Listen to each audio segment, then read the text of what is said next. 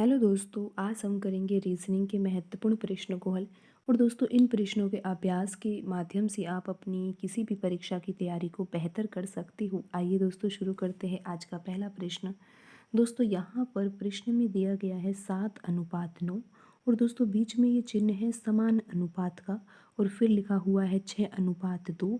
और फिर यहाँ पे भी समान अनुपात का चिन्ह है, फिर लिखा हुआ है 8 और ये अनुपात, और यहाँ पर दे रखा है दोस्तों प्रश्न चिन्ह। हमें यहाँ पर ये पता लगाना है कि इस प्रश्न चिन्ह के स्थान पर कौन सी संख्या आएगी दिए गए ऑप्शन में से। तो दोस्तों, पहले तो हमें यहाँ पर ये समझना होगा कि 7 और 9 में क्या संबंध है। बिल्कुल दोस्तों, जो ये समान अनुपात के सवाल होते हैं इनमें हमें ऐसा ही सोचना होता है कि यहाँ पर जो 7 और 9 के बीच में अनुपात लगा हुआ है, तो 7 और 9 में क्या संबंध है। दोस्तों, जो संबंध 7 और 9 में होगा वही संबंध यहाँ पर 6 और 2 में होगा, और वही संबंध 8 और यहाँ पर आने वाली संख्या में भी होगा।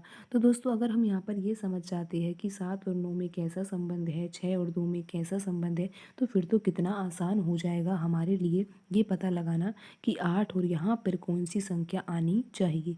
तो दोस्तों, पहले हम यहाँ पर ये समझते हैं कि 7 और 9 में क्या संबंध है।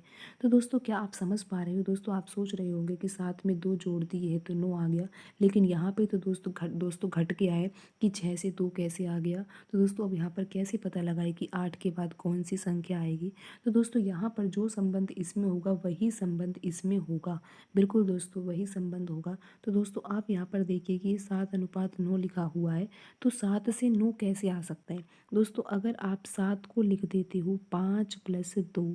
बिल्कुल दोस्तों, अगर आप 7 को लिखोगे 5+2 और फिर आपको 9 प्राप्त करना है, तो आप इस 2 को लीजिए, केवल 5 को नहीं लेना है आपको। आप क्या करोगे दोस्तों, आप करोगे 2 का घन और फिर उसमें 1 जोड़ दोगे, तो आपका आंसर यहाँ पे 9 आ जाएगा। बिल्कुल दोस्तों, ऐसे ही आएगा। एक बार आप फिर से समझ सकते हो।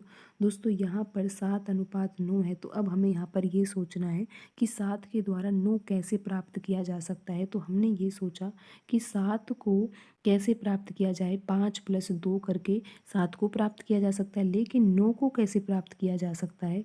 दोस्तों, यहाँ पर 5 को नहीं लेना है आपको 2 को लेना है, और आपको 2 का घन करते हो तो 8 आता है, लेकिन 9 प्राप्त करने के लिए आपको यहाँ पर 1 जोड़ना होगा।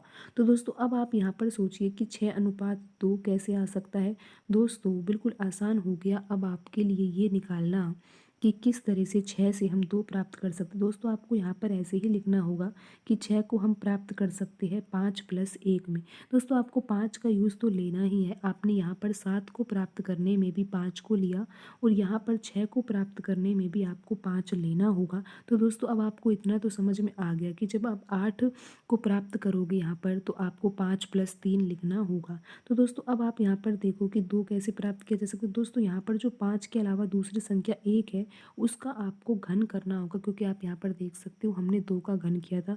और दोस्तों, घन करने के बाद भी हमें जो घन प्राप्त होगा उसमें 1 भी जोड़ना होगा, और आप यहाँ पर देख सकते हो हमने यहाँ पर भी 9 प्राप्त करने के लिए 2 के घन में 1 जोड़ा था। तो दोस्तों, जब हम 1 के घन में 1 जोड़ेंगे तो हमारा आंसर 2 आ जाएगा।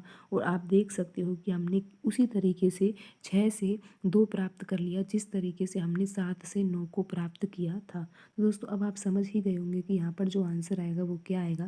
दोस्तों, आपको 8 को लिखना है 5+3, और जब 5+3 आप लिखते हो 8 को, तो फिर आपको यहाँ पर क्या संख्या प्राप्त होगी। दोस्तों, 5 को तो आपको लेना ही नहीं है, आपको लेना है सिर्फ 3 को, और 3 का घन करने के बाद उसमें आपको 1 और जोड़ देना है। तो दोस्तों, 3 का घन कितना होता है, 27 होता है, और 27 में जब आप 1 जोड़ोगे तो आंसर आपका 28 आ जाएगा। और आप यहाँ पर देख सकते हो कि जो ऑप्शन सी है उसमें 28 ही लिखा हुआ है। तो दोस्तों, यहाँ पर जो आपका आंसर होगा वो 28 होगा। दोस्तों, अगर आपको हमारी वीडियो पसंद आती है तो आप वीडियो को लाइक करें, चैनल को सब्सक्राइब करें। दोस्तों, आज की वीडियो में इतना ही। मिलते हैं अगली वीडियो में। धन्यवाद दोस्तों।